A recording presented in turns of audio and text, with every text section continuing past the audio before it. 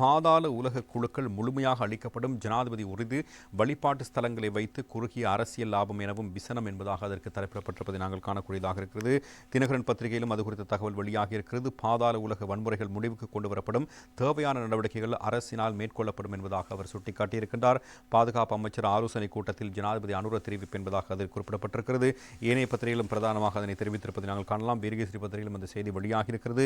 பாதாள குழுக்களுக்கு முடிவு கட்டுவோம், சிறிது காலம் அவகாசம் கோருகிறார் ஜனாதிபதி என்பதாக அதற்கு தலைப்பிடப்பட்டிருப்பதை நாங்கள் காணலாம். எனவே அந்த விடயங்கள் குறித்தும் இப்பொழுது நாங்கள் அவதானம் செலுத்தக்கூடியதாக இருக்கும். பல்வேறு முக்கியமான விடயங்களை சுட்டிக்காட்டி அவர் இதனை சுட்டிக்காட்டியிருக்கிறார். அதாவது 10வது பார்லிமென்றத்தினுடைய பாதுகாப்பு அமைச்சு சார் ஆலோசனை குழுவினுடைய முதலாவது கூட்டம் ஜனாதிபதி தலைமையில் நேற்று பாராளுமன்ற கட்டட தொகுதியில் நடைபெற்ற பொழுதே அவர் இதனை சுட்டிக்காட்டியிருக்கிறார்.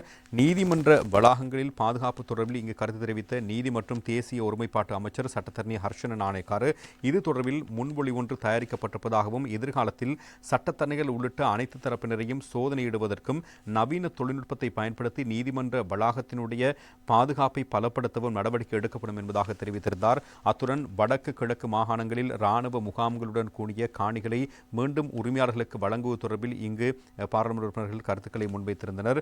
எனவே வடக்கு கிழக்கு மாத்திரமின்றி நாடு முழுவதிலும் முப்படையினரின் பாவனையில் இருக்கின்ற காணிகள் தொடர்பில் மீண்டும் மதிப்பாய்வு மேற்கொண்டு காணிகளை விடுவிப்பது குறித்தும் எதிர்காலத்தில் தீர்மானம் எடுக்கப்படும் எனவும் பாதுகாப்பு அமைச்சினுடைய செயலாளர் இங்கு பதிலளித்திருந்தார். இராணுவத்தினரால் நிர்வகிக்கப்படும் சுற்றுலா ஹோட்டல்கள் மற்றும் வணிகங்க சுற்றுலா ஹோட்டல்கள் மேலும் வினைத்திறன் மிக்க முதலீடுகளாக மாற்றப்படுவதற்கான வாய்ப்புகள் குறித்தும் பாராளுமன்ற உறுப்பினர்கள் இங்கு வினவினார்கள். இதற்கமைய எதிர்காலத்தில் இது தொடர்பில் ஆய்வு நடத்தி பொருளாதார நன்மைகளுக்காக அவற்றை பயன்படுத்துவது குறித்து தீர்மானிக்க முடியும் என்றும் ஜனாதிபதி சுட்டிக்காட்டியிருக்கிறார்.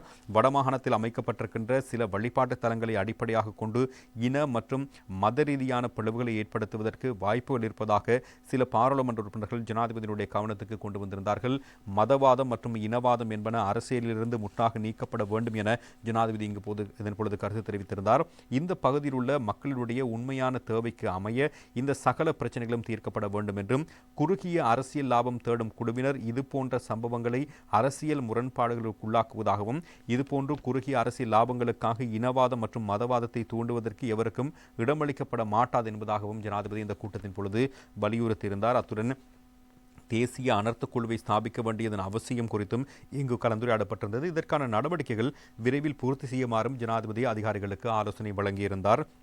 இந்த கூட்டத்தில் பிரதி சபாநாயகர் வைத்தியர் ரிஸ்வி சாலி, பாதுகாப்பு பிரதி அமைச்சர் மேஜர் ஜெனரல் அருண ஜெயசேகர, அமைச்சர்கள், பிரதி அமைச்சர்கள், பாராளுமன்ற உறுப்பினர்கள் உள்ளிட்ட பலரும் கலந்து கொண்டிருந்தார்கள். பாதுகாப்பு அமைச்சருடைய செயலாளரும் இதில் கலந்து கொண்டிருப்பதான தகவல்களும் வெளிப்படுத்தப்பட்டிருப்பதை நாங்கள் காணலாம். இன்னும் பல உயர் அதிகாரிகளும் இந்த கூட்டத்தின் பொழுது கலந்து கொண்டிருப்பதான விடயங்கள் வெளிப்படுத்தப்பட்டிருக்கின்றன. இதன் மூலம் அவர் இந்த விடயத்தினை வெளிப்படுத்தியிருப்பதை பத்திரிகைகள் பிரதானமாக சுட்டிக்காட்டியிருப்பதையும் நாங்கள் காணலாம்.